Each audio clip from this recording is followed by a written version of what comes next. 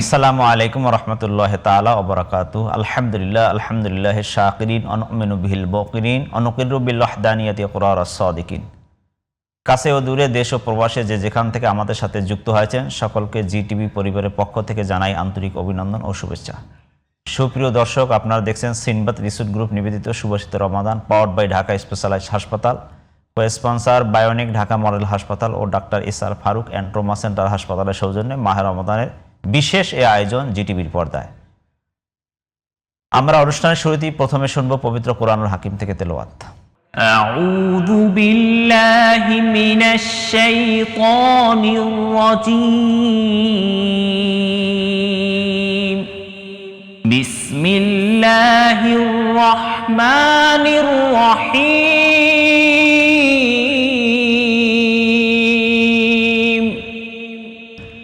وليست التوبة للذين يعملون السيئات حتى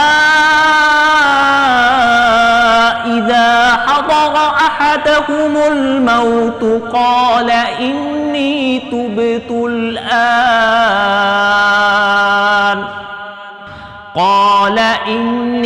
تبت الآن للذين يموتون وهم كفار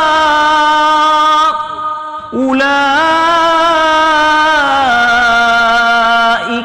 أعتدنا لهم عذابا أليما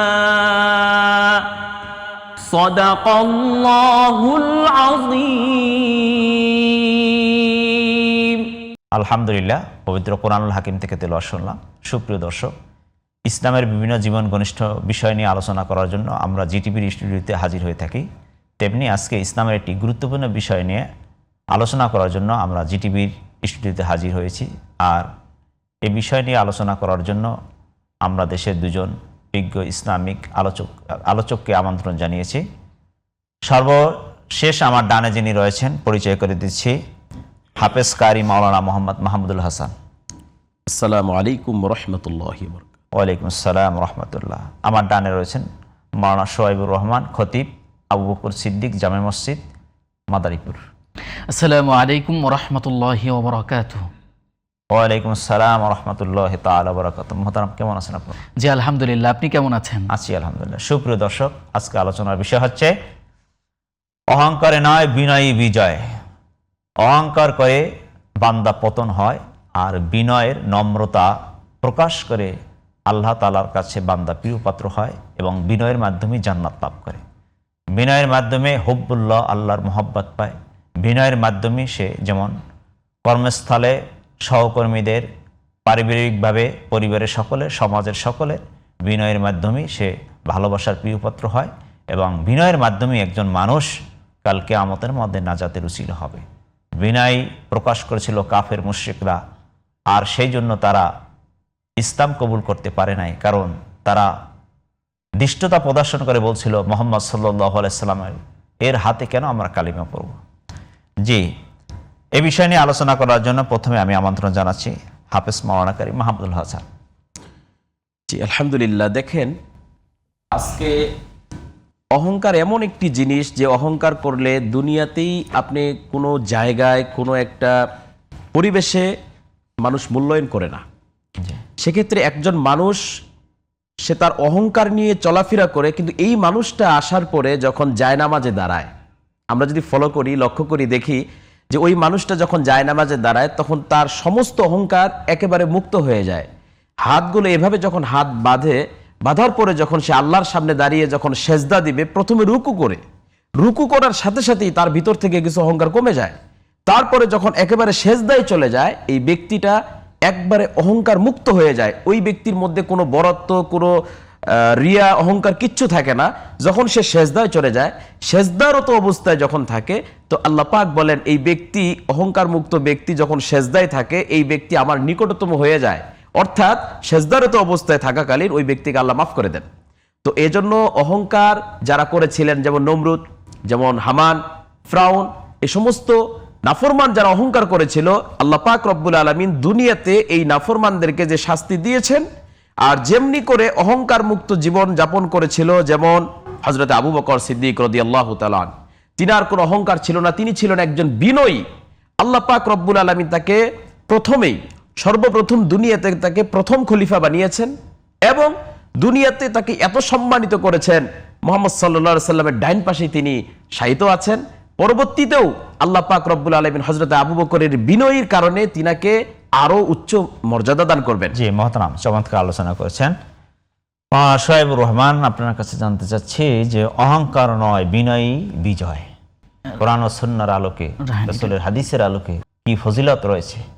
বিজ্ঞ উপস্থাপক, আপনাকে অসংখ্য ধন্যবাদ। একটি সমসাময়িক বিষয়ে আলোচনা করার জন্য আমন্ত্রণ জানিয়েছেন, সেটি হচ্ছে যে অহংকার। আমাদের সমাজে আমরা অনেক সময় বিভিন্ন ধরনের অহংকার করি। কোরআনুল আযীমে আল্লাহ পাক এই বিষয়টাকে কত কঠিন আকারে বলেছেন সেটা এই আয়াতগুলো দেখলে পরে আমরা বুঝতে পারি। সেটি হচ্ছে আল্লাহ পাক বলেন, ওয়ালা তুসাইর খাদ্দাকা লিন-নাসি ওয়ালা তামশি ফিল আরদি মারহা ইন্নাল্লাহা লা ইউহিব্বু কুল্লা মুখতালিন ফাখুর। আল্লাহ পাক বলেন, তোমরা জমিনে গাল ফুলিয়ে হেঁটো না, তোমরা অহংকার করো না, অহংকার প্রদর্শন করো না। কারণ হচ্ছে যে অহংকারী ব্যক্তি যারা নিজেকে নিয়ে গর্ব করে, এমন ব্যক্তিদেরকে আল্লাহ পছন্দ করেন না। আপনি দেখবেন এই সমাজে যারা অহংকার করে চলে, এ সমাজে নিজেকে অনেক বড় মনে করে, আল্লাহ তাদেরকে ডাউন করে দিয়েছেন। আর যারা নিজেকে বিনয় হিসেবে মানুষের সামনে উপস্থাপন করেছেন, আল্লাহ পাক তাদেরকে আরো আপ করে দিয়েছেন, তাদেরকে তুলে ধরেছেন, তাদের সম্মান ইজ্জত মানুষের কাছে স্পষ্ট করে দিয়েছেন। আমার প্রিয় ভাই তিনি বলেছিলেন হযরত আবু বকর রাদিয়াল্লাহু তাআলা আনহুর কথা, কিন্তু আমি বলতে চাই ওই যে ইবলিসের কথা। ইবলিস একটি ভুল করেছিল, সে হযরত আদম আলাইহিস সালামকে সেজদা দেয় নাই। এটা ছিল তার অহংকার। অহংকার প্রদর্শন কার সাথে করেছে? তাও আবার আল্লাহর সাথে অহংকার করেছেন। আল্লাহ পাক জিজ্ঞেস করলেন, ইবলিস কি কারণে তুমি আদমকে সেজদা দাও নাই? ইবলিস তখন বলল, খলাকতানি মিন নারিন ওয়া খলাকতাহু মিন তিন। আমি তো আগুনের সৃষ্টি, আর ওই আদম সে তো মাটির সৃষ্টি। বরং মাটির থেকে তো আমি আগুনের পাওয়ার, আমি আগুনের শক্তি, আমার শান, আমার মর্যাদা তার থেকে অনেক বেশি। কাদা মাটির থেকে আমার মর্যাদা অনেক বেশি।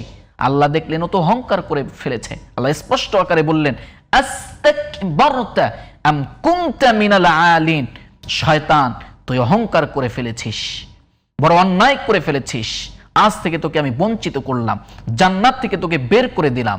আজ থেকে তুই ইবলিস হয়ে গেলি, শয়তান হয়ে গেলি। সারা জীবন কিয়ামত পর্যন্ত আমার যত বান্দা এই পৃথিবীতে আসবে সবাই তোকে লাঞ্ছনার চোখে দেখবে, সবাই তোর থেকে বাঁচার জন্য আমি আল্লাহর কাছে দোয়া করবে।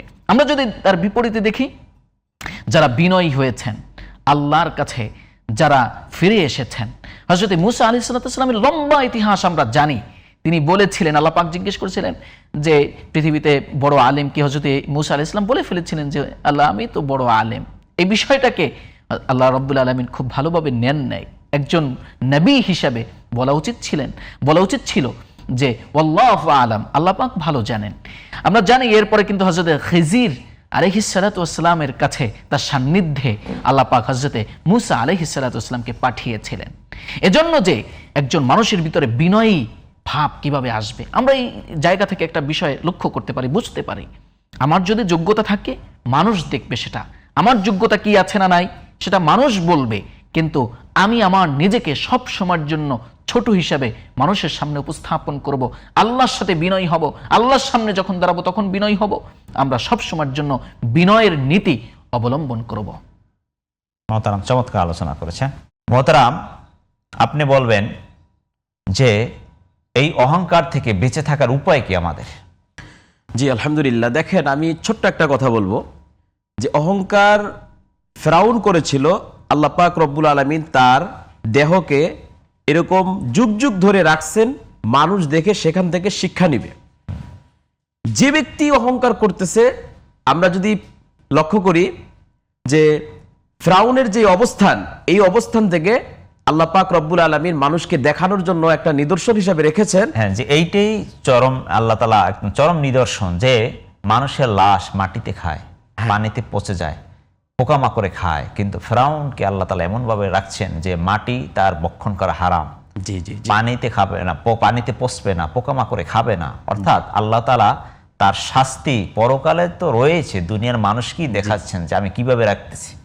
তো এই জন্য আল্লাহ পাক রব্বুল আলামিন এই যে ফেরাউনকে যে এই শাস্তির একটা অবস্থানে নিয়ে গেছেন, তো এজন্য পৃথিবীর প্রত্যেকটা মানুষের জানা উচিত, অনেক মানুষ অনেক জায়গা থেকে অহংকার করে, সে নিজে জানে না, সে অনেক সময় বুঝেই না যে এটা অহংকার হয়ে গেল। তো যখন কোনো ব্যক্তি অহংকার করে তখন আল্লাহ পাক রব্বুল আলামিন ওই ব্যক্তির উপর রাগান্বিত হন, অসন্তুষ্ট হয়ে যান। কারণ কোনো ব্যক্তি জমিনের উপরে অহংকার করার শক্তি আল্লাহ কাউকে দেন নাই, অতএব কোনো ব্যক্তি অহংকার করতে সুযোগ পাবে না। আর কোনো ব্যক্তির ভিতরে যদি অহংকার, মিথ্যা, গীবত এ সমস্ত কাজ থাকে, ওই ব্যক্তি হাজারো আমল করলে তার আমলগুলো যেমন কবুল হয় না, ঠিক এমনি কোনো ব্যক্তি অহংকার মুক্ত যদি জীবন করে, 2 রাকাত নামাজ যদি অহংকার মুক্ত, মিথ্যা, গীবত বাদ দিয়ে একেবারে মানে সঠিক তওবা করে যদি 2 রাকাত নামাজ আদায় করে, মহান আল্লাহ পাক রব্বুল আলামিন এই 2 রাকাত নামাজ তার জন্য নাজাতে যাওয়ার জন্য, জান্নাতে যাওয়ার জন্য একটা যথেষ্ট করে দিবেন। জি, চমৎকার বলেছেন যে অহংকার একজনে করতে পারে, শুধু একজনের পক্ষে অহংকার শোভা পায়, তিনি হচ্ছে স্বয়ং রব্বুল আলামিন। হাদিসের ভিতরে বলা হয়েছে যে অহংকার আল্লাহ তাআলার চাদর। আপনি চমৎকার আলোচনা করেছেন।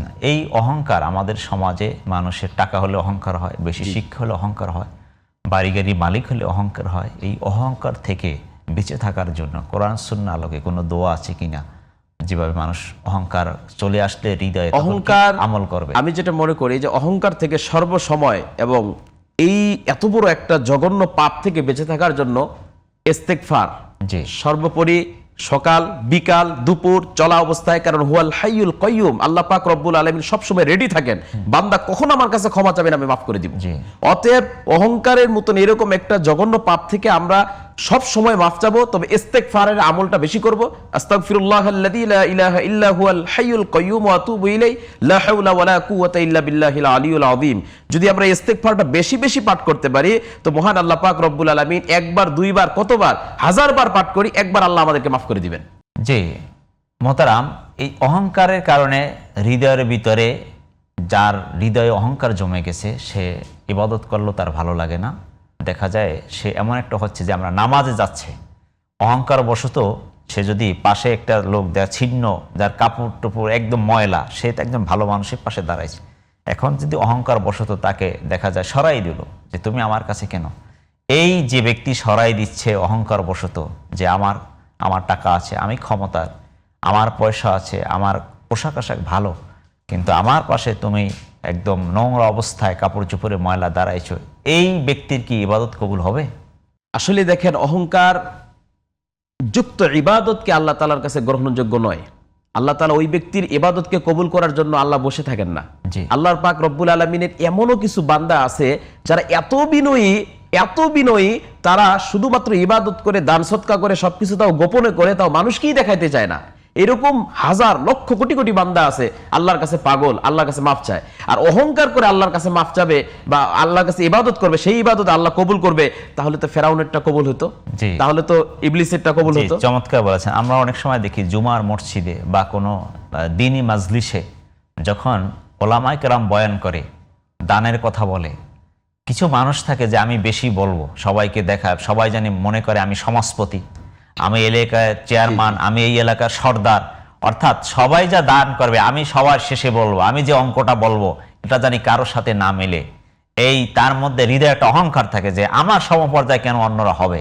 এই অহংকার নিয়ে দান করলে সেই দান কি আল্লাহ তাআলার কাছে কোনো গ্রহণযোগ্য হবে? না, অহংকার নিয়ে কোনো ইবাদত আল্লাহর কাছে কবুল হবে না। বরং রাসূল হাদিসে বলেছেন যে ডান হাত দান করবে, বাম হাত খবর রাখবে না ডান হাত দিয়ে কত টাকা দিয়েছেন। তো অবশ্যই উৎসাহিত করার জন্য যদি কোনো ব্যক্তি হ্যাঁ, তার মনের উৎসাহিত নিয়ত করার ভালো থাকে, জি। সে যদি দান করে, যে আমার এই দানের কারণে অনেক মানুষ উৎসাহিত হবে। কারণ মুমিন ব্যক্তির প্রত্যেকটা পদক্ষেপ, প্রত্যেকটা কাজই হলো আল্লাহকে খুশি করার জন্য। জি। তার ভিতরে অহংকার থাকবে না। আল্লাহ তো অন্তর্যামী, আল্লাহ সব জানেন।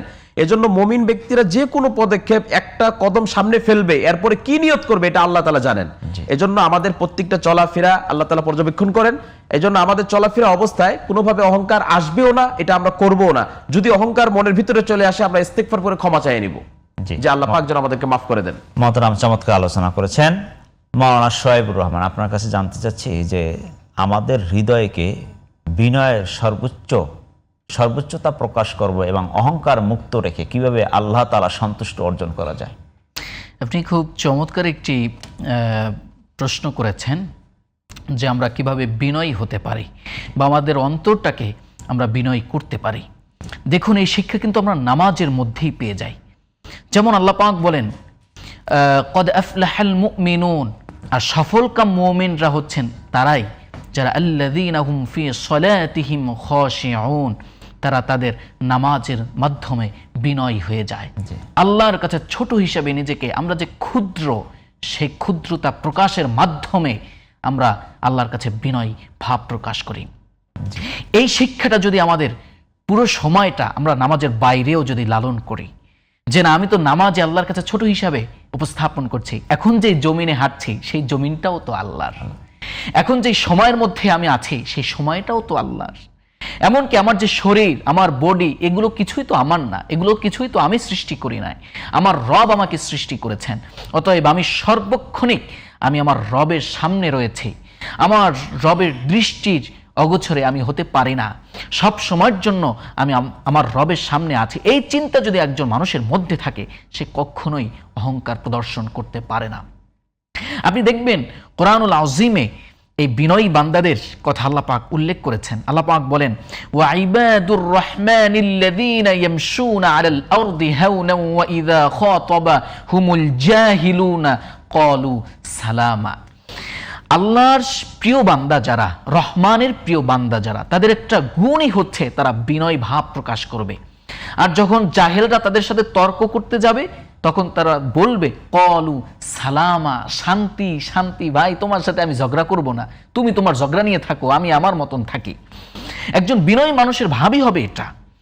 আর আমাদের সমাজে আমরা দেখি অহংকার প্রদর্শন কারা করে, এটা যাদেরকে আল্লাহ পাক একটু ধন সম্পদ দিয়েছেন, অনেক সময় তাদের ভিতরে অহংকার চলে আসে। আমি অনেক কিছু করে ফেলেছি, অনেক কিছু আমি অ্যাচিভ করে ফেলেছি। ভাই আপনি কোথা থেকে অ্যাচিভ করছেন? আপনি কোথায় পাইছেন এগুলো? আপনি নিজেই তো আপনার নিজের না, আপনাকেই তো সৃষ্টি করছেন আল্লাহ তাআলা।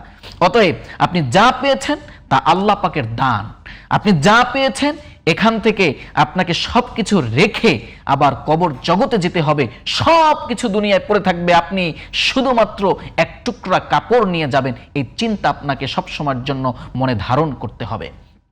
আমরা দেখি, আমরা যখন অনেক সময় মানুষদেরকে বলি ভাই আসেন নামাজে যাই একটু, তখন বলে না নামাজ দিয়ে কি হয়, অথচ এ সমস্ত কথার মাধ্যমে একজন মানুষ কাফের পর্যন্ত হয়ে যেতে পারে।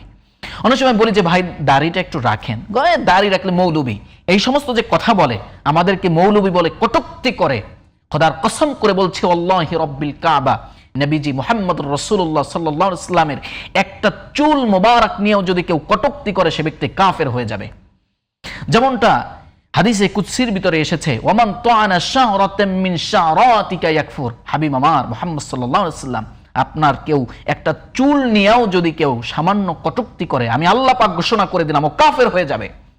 এজন্য মনে রাখতে হবে, আমাদেরকে মৌলবি বলে কটূক্তি করা, নিজেকে অনেক বড় প্রদর্শন করা, আরে ভাই আপনি নিজেই তো নিজের না, এই চিন্তাটা সবসময় মাথায় রাখেন, তাহলে আপনি অহংকার করতে পারবেন না।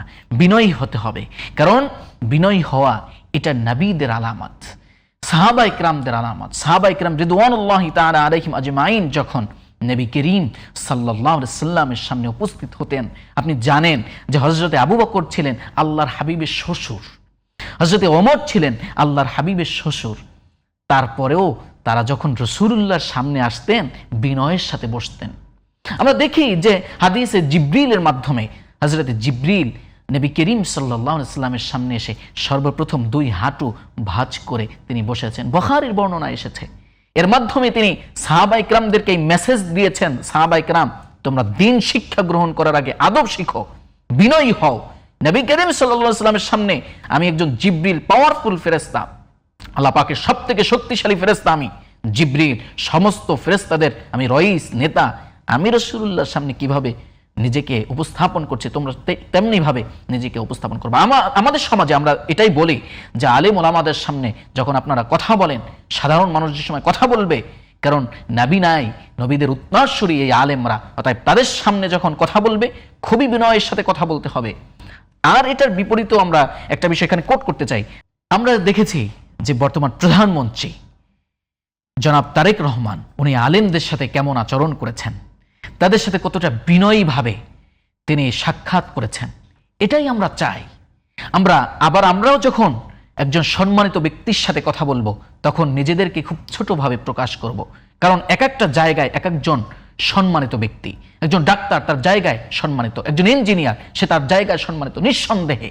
অতএব আমি যখন একজন ডাক্তারের কাছে যাব অবশ্যই আমি তাকে সম্মান করব, বিনয়ী হব। জি মোহতারাম, আপনাদের দুজনকেই আমাদের স্টুডিওর পক্ষ থেকে আন্তরিক অভিনন্দন ও শুভেচ্ছা। অত্যন্ত চমৎকার আলোচনা করেছেন। আসলে অহংকারে নয়, বিনয়ী নিজের বিজয়।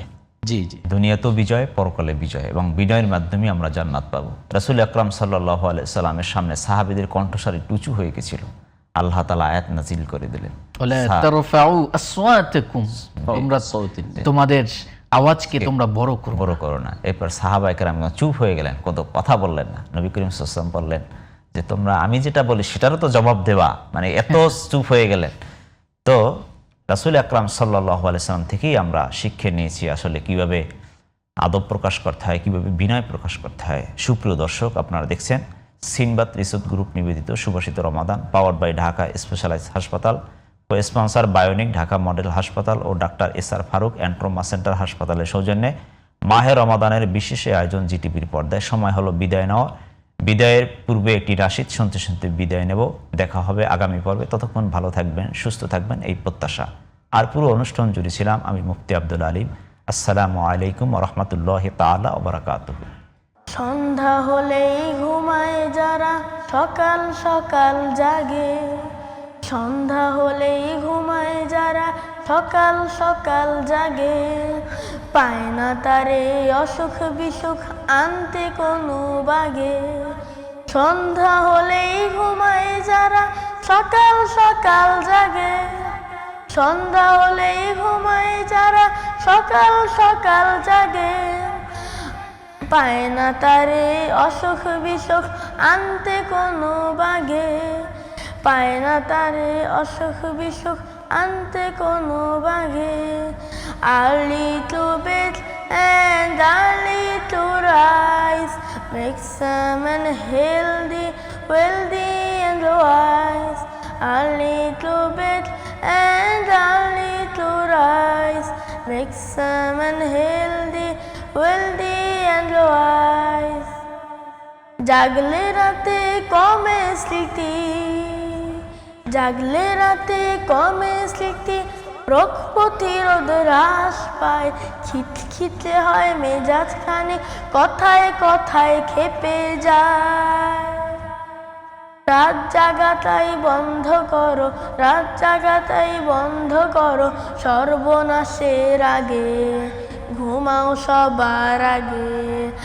Early to bed and early to rise makes a man healthy, wealthy and wise. Early to bed and early to rise makes a man healthy, wealthy and wise. ঘুম হলো এক নেয়ামত, ঘুম হলো এক নেয়ামত, দিনের ক্লান্তি নাশে, রবের হুকুম মেনেই সদা রাত্রি ভাবে আসে। ঘুম হলো এক নেয়ামত, দিনের ক্লান্তি নাশে, রবের হুকুম মেনেই সদা রাত্রি ভাবে আসে। তুমিও তাই হওর শরীর, তুমিও তাই হওর শরীর, নেয়ামতের ভাগে ঘুমাও সবার আগে। Early to bed and early to rise makes a man healthy, wealthy and wise. Early to bed and early to rise makes a man healthy.